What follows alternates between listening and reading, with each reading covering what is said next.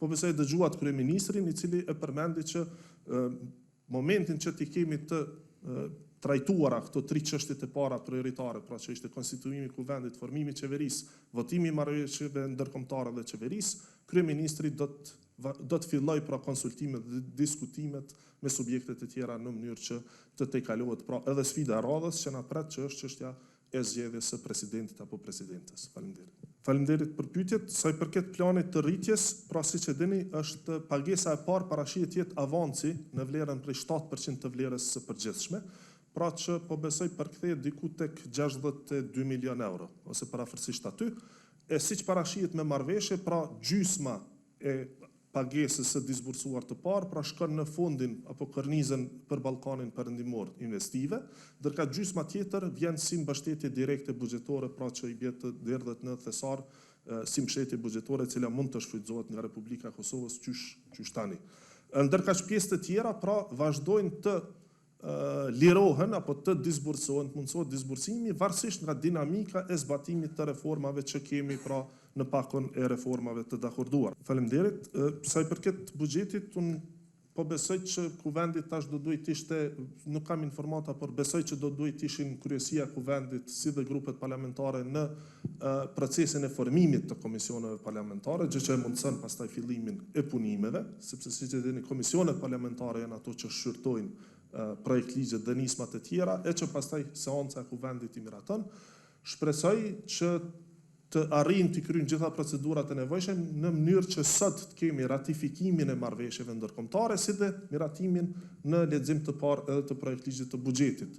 Për marrëveshjen ndërkombëtare nuk ka nevojë për lexim të dytë, pra ato hyjnë në fuqi më një herë, ndërkaq për buxhetin nevojitet edhe leximi i dytë, që po besoj do duhet të ndodhte në ditët në vijim, ndoshta javën e ardhshme, në mënyrë që të procedohet sa më parë dhe të kemi këtë sigurinë e miratimit apo pasjes së një buxheti vjetor. Sa i përket rishikimit, ka disa faktorë pra që na shtyjnë të iniciojmë një rishikim, dhe kjo nënkupton që fillimisht pra ka dikastere që janë ndarë, bashkuar apo kanë ndryshuar struktura e tyre, pra një pjesë e një ministri është diku tjetër, një ministri është ndarë në 2,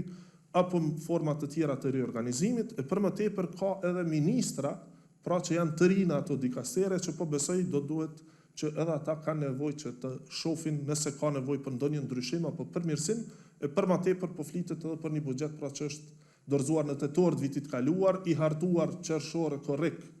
dhe shtator pra gjatë vitit të kaluar, që ndërkohë mund të ketë pasur edhe ndryshim të dinamikës së punëve dhe mund të përshtatet. Këtu duhet kemi parasysh që ka edhe komuna pra që kanë ndryshuar kryetarët e komunave, dhe ata besoj që do të kenë nevojën që të shohin nëse ka nevojë për ndonjë ndryshim, prandaj besoj që është më së nevojshëm të ketë një rishikim dhe do të procedohet sa më parë që është e mundshme.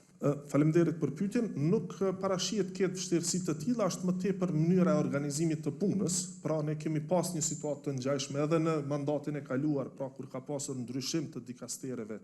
dhe përgjegjësive ministrore. Kjo bëhet fillimisht duke miratuar pra rregulloren e fushveprimeve të dikastereve të qeverisë në mbledhjet të qeverisë, ndërkaq puna, buxheti ekziston, pra programet ekzistojnë në ligjin e buxhetit, vetëm se duhet të ketë memorandum bashkëpunimi deri në qartësimin dhe ndarjen e përgjegjësive të plota, pra që ministrit kenë sekretarin e përgjithshëm, të kenë edhe stafin, zyrën ligjore të veçantë të tjera, pra këto janë çështje logjistike më tepër drejt organizimit dhe ndarjes përfundimtare. Por deri atëherë mund të kemi edhe bashkëpunim ku pra disa shërbime merren përsi për të kryen derisa të sigurohen kushtet për të kryer në ministrinë suksesive. Normalisht ashtu siç edhe kërkoi nevoja, pra ishte një mbledhje e thirrur në mënyrë pra urgjente, në mënyrë që të procedoheshin pikërisht ato marrëveshje dhe buxheti për të cilat edhe ishte bërë dhe ngutia djeshme në mënyrë që të kryeshin gjitha procedurat edhe për konstituimin e kuvendit, edhe për zgjedhjen e qeverisë së re, dhe sot mbajtëm mbledhjen e radhës, se po besoj edhe në kuvend paralelisht janë duke punuar pra edhe grupet parlamentare që të sigurojnë pra formimin e komisioneve parlamentare të reja, në mënyrë që të procedohen edhe këto marrëveshje, edhe ligji për ndarje buxhetore, por edhe çështjet e tjera të cilat janë duke pritur, siç është azojmë buxheti për ETK-n, i cili pra kërkon miratimin e Komisionit për Buxhet dhe Financa. Sot, pra në mbledhjen e sotme, siç edhe pat ishin dëshmitar, ishin disa pika të rëndësishme, pra kryesisht financiare, pra plani i rritjes me Bashkimin Evropian,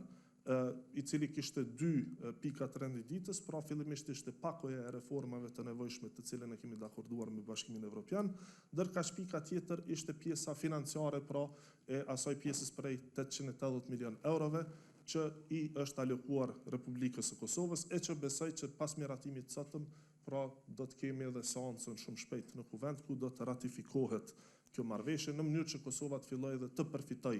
nga shuma e alokuar. Gjithashtu kishim edhe miratimin e kredis me Bankën Botërore në vlerë prej 90.3 milion euro, kredi e cila përmban apo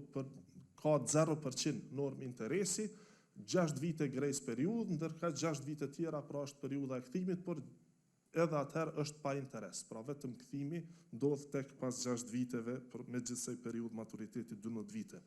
Kishim edhe 2 marrëveshje tjera me Bankën Botërore, pra njëra për arsim, tjetra për shëndetësi, ajo për arsim përmban pra investime në qerdhe të reja, në përmirësim të kornizës ligjore, si dhe në ngritje të kapaciteteve shtesë sa i përket edukimit në fëmijërinë e hershme, e gjithashtu përmban edhe grantin prej $2 milion, i cili synon pra të mbështet familjet në asistencë sociale për t'i dërguar fëmijët në qerdhe me kosto të mbuluar pra nga ky program. Ishte edhe marrëveshja sa i përket shëndetësisë, pra marrëveshje e cila financon dhe mundson pra krijimin e një sistemi informativ shëndetësor të integruar dhe përgatitjen e parakushteve pra për fillimin e zbatimit të sistemit të sigurimeve shëndetësore. Gjithashtu, në këtë mbledhje miratuam edhe projekt ligjin e buxhetit për vitin 2026, siç e dini, i njëjti projekt ligj pra ishte dorëzuar në tetor të vitit kaluar sipas afatit ligjor, por që nuk kishte gjetur pra mbështetje në kuvend. Tani po e riprocedojmë, meqense se bëhet fjalë për një situatë ku ne vazhdojmë të operojmë pa buxhet dhe me ndarjen e 1/12, ashtu siç e parasheh ligji për ndarje buxhetore apo ligji për menaxhimin e financave publike, por që besoj që me formimin e kuvendit dje dhe tashme procedimin në për komisionet parlamentare, shumë shpejt do të kemi edhe seancën në shqyrtim të leximit parë, e besoj gjatë javës së ardhshme duhet të ndodhte edhe leximi i dytë dhe miratimi përfundimtar i ligjit për ndarje buxhetore. Por, meqense ndërkohë ka pagesa të tjera që duhet bëhen, ne gjithashtu miratuam edhe kërkesën drejtuar kuvendit, pra për zgjatjen edhe të muajit mars, në mënyrë që të sigurohemi që disa prej pagesave të cilat pra janë të nevojshme të bëhen tash, dhe për shkak se ka pasur ndryshim të shumave që është dashur të paguhen gjatë janarit apo shkurtit, mund të sigurohemi dhe ta kemi komoditetin edhe të një ndarje apo alokimi të një muaji shtesë, në mënyrë që të mos mbaremi apo të mos ndërprehen pagesat deri në hyrjen në fuqi të ligjit për ndarje buxhetore.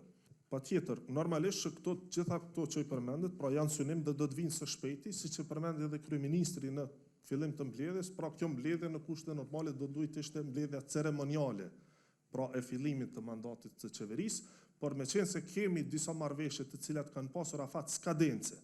pra është nesër është skadimi i afatit të marrëveshjes prej 90 milion eurove, ne është dashur që në këtë mbledhje pra ta shfrytëzojmë dhe ti miratojmë së paku këto çështje financiare, ndërkaq në ndërkohë pra ministrat e ri, tani edhe ata që vazhdojnë, do t'i marrin përsipër detyrat në mënyrë që në mbledhjet e radhës pra të sjellim edhe vendimet që parashihen pra në ato top 5 vendime, sa më parë që është e mundshme, normalisht që për projekt ligje ka edhe procedura të konsultimeve që duhet të zhvillohen, por të gjitha këto shpresoj që do të bëhen në afat rekord dhe t'i sjellim sa më parë, pra patjetër që do të bëhen.